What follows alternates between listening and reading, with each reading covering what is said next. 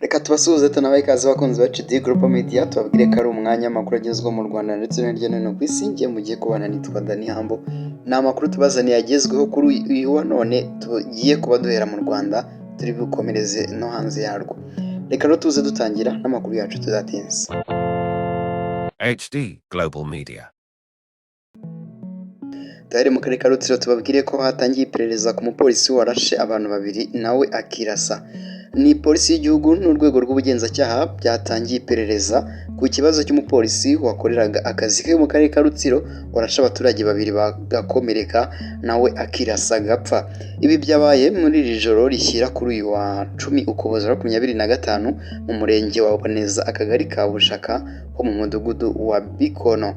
Uyu mupolisi wari mu kazi yarashe umukozi w'urwego rwunganira akarere mu by'umutekano, ubwo ni daso n'umuturage. Bivugwa ko mbere y'uko arasa aba baturage abari bahari bababonye basa n'abari kugirana impaka. Umuvugizi wa polisi mu ntara y'Uburengerazuba SP Sylvestre Twajamahoro yahamije amakuru avuga ko ngari byo koko umupolisi yarashe abantu babiri barakomereka, umuturage umwe na daso, hanyuma nawe arirasa arapfa. Iperereza ku cyabiteye ubu ngubu ryahise ritangira, ntabwo turamenya icyavuyemo ariko nacyo turahari ngo tuze kuba tukibaha. Yakomeje avuga ko kandi abakomeretse bajyanywe ku bitaro bya kaminuza bya CHUK kwitabwaho, naho umurambo w'umupolisi ujyanwa mu kigo cy'igihugu cy'ibimenyetso bishingiye ku bumenyi n'ubuhanga bikoreshwa mu butabera RFI. Reka kandi twerekeza hanze y'u Rwanda tubabwire ko Zelensky kuri ubu yavuye ku izima, yemera ko mu minsi 90 azakoresha amatora. Ni Perezida wa Ukraine Volodymyr Zelensky yavuze ko yasabye abayoboke b'ishyaka rye gutangira gutegura itegeko ryatuma igihugu gishobora gukora amatora nubwo bakiri mu ntambara n'Uburusiya. Amatora ya perezida muri Ukraine yagombaga kuba muri Gicurasi 2025, icyakora arasubikwa kubera ko iki gihugu cyari gisumbirijwe mu ntambara gihanganyemo n'Uburusiya. Ni ibintu byakomeje gukora mu nkokora ibiganiro byo guhagarika intambara hagati ya Ukraine n'Uburusiya, kuko aba i Moscow batahwemye kugaragaza ko Ukraine nta buyobozi ifite, bityo ko batagirana ibiganiro n'abatemewe n'amategeko. Kuri iyi nshuro rero Zelensky wagiye ku butegetsi muri 2019 yavuze ko amatora ashobora kuba mu mezi 3 ari imbere, ariko ko bizakunda mu gihe Leta Zunze Ubumwe za Amerika n'ibihugu by'Uburayi byijeje umutekano wuzuye Ukraine. Zelensky yemeye amatora nyuma y'igihe kirekire yarinangiye, agaragaza ko atakorwa mu gihe igihugu kiri kuyoborwa mu buryo budasanzwe bwa gisirikare. Icyakora yavuye ku izima nyuma y'uko Donald Trump amugaye bihambaye. Kwa 9 Ukuboza 2025 Trump yabwiye Politico, iki ni ikinyamakuru cya hariya, abigarukaho cyane avuga kuri Zelensky, avuga ko ngo ubwo bari kwifashisha ngari ibihe by'ingenzi byo gutora hariya muri Ukraine, ariko bakaba bari kwifashisha intambara ngo hatabaho amatora. Bigeze ngaho ngo ubu nta demokarasi na nke ihari. Trump yavuze ko nubwo yemeye ko amatora azaba, ikibazo kikiri uburyo amatora azabaho mu bitero bari kuraswaho bikomeye. Ukraine irifuza ubufasha bwo kwirindira cyane cyane ubuturutse muri Leta Zunze Ubumwe za Amerika. Icyakora Washington ntisobanura neza niba izakomeza gutanga inkunga ya gisirikare igihe Ukraine n'Uburusiya byaba bishyize umukono ku masezerano y'ihagarikwa ry'imirwano. Amagambo Zelensky yavuze ashobora gushyira igitutu kuri Trump ngo atange ubu bufasha niba ashaka ko amatora aba muri Ukraine. Ukraine iri gutegura amasezerano y'amahoro agizwe n'ingingo 20 kandi inakorera ku zindi nyandiko nk'uko Zelensky abitangaza. Izo nyandiko zindi zizasobanura uko ubufatanye mu kurindira Ukraine umutekano buzaba bumeze hagati yayo na Amerika n'Uburayi. Naho kandi tugenda tugana no ku musozi tubabwire ko umusirikare w'Ubwongereza yapfiriye muri Ukraine. Minisiteri y'ingabo z'Ubwongereza MOD yatangaje ko umusirikare wayo yaguye muri Ukraine ku mpanuka yabaye mu gihe yari mu gikorwa cyo kugenzura igerageza ry'intwaro. Ni urupfu rwatangajwe ku wa 2 tariki 9 Ukuboza 2025. Minisiteri y'ingabo yanditse ko ngo bababajwe no gutangaza ko umwe mu bagize ingabo z'Ubwongereza yapfiriye muri Ukraine muri icyo gitondo.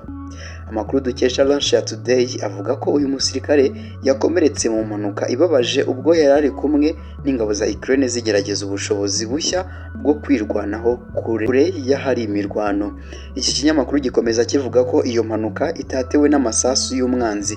Nibwo bwa mbere Ubwongereza butangaje ku mugaragaro ko umusirikare wabwo yapfiriye muri Ukraine. Minisitiri w'Intebe Keir Starmer yihanganishije umuryango w'uwitabye Imana avuga ko ubwitange n'umusanzu wabo bitazigera byibagirana.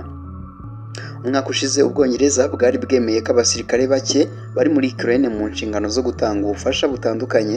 Iki gihugu ni kimwe mu bitanga intwaro nyinshi ku ngabo za Ukraine kandi abasirikare barenga ibihumbi 56 bamaze guhugurwa muri gahunda iyobowe n'Ubwongereza yiswe Operation Interflex.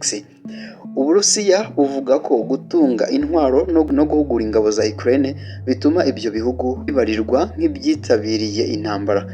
Moscow yamenyesheje ko izafata ingabo z'andi mahanga ziri mu butaka bwa Ukraine nk'ibirindiro byemewe bigomba kugabwaho ibitero. The Telegraph ivuga ko nibura Abongereza 40 bamaze kugwa muri Ukraine kuva muri 2022 ubwo bari ku ruhande rw'ingabo za Ukraine. Reka mbere yuko dusoza amakuru tubanza tugaruke ku byaranze itariki ya 10 turiho kuwa none Ukuboza mu myaka igiye itandukanye bigenda bigaruka mu mateka.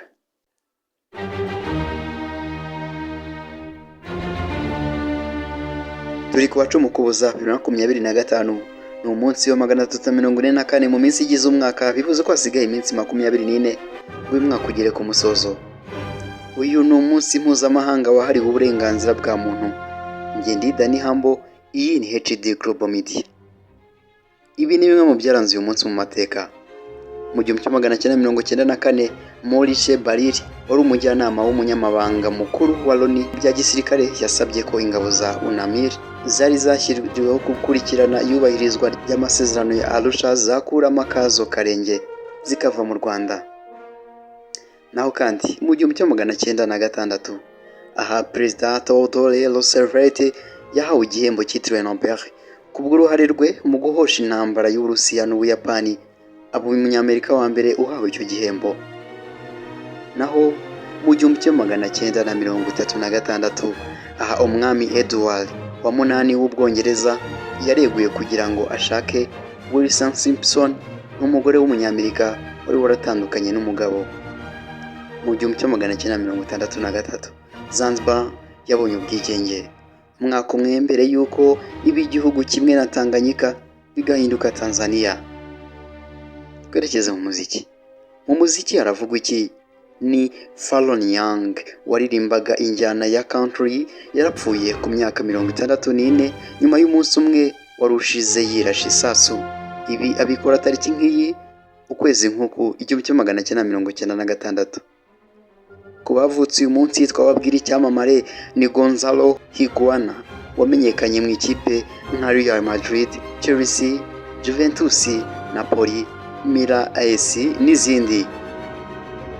Uyu ni umukinnyi w'umupira w'amaguru yavutse tariki ya 10 Ukuboza mu mwaka wa 1987.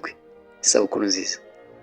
Naho kandi siwe gusa ahubwo havutse Wilfried Bony, ni umukinnyi w'umupira w'amaguru ukomoka muri Côte d'Ivoire, avuka 1988 tariki nk'iyo kwezi nk'uko. Nyamara nubwo bavukaga hari abapfuye. Mu bapfuye ni Augusto Pinochet wabaye perezida wa 30 wa Chile. Uyu ni muri 2006 yitabye Imana tariki nk'iyi kwezi nk'uko. Dusoza twababwira Ujwadin Ahmed wabaye perezida wa 13 wa Bangladesh apfa 2012. Ngayo nguko.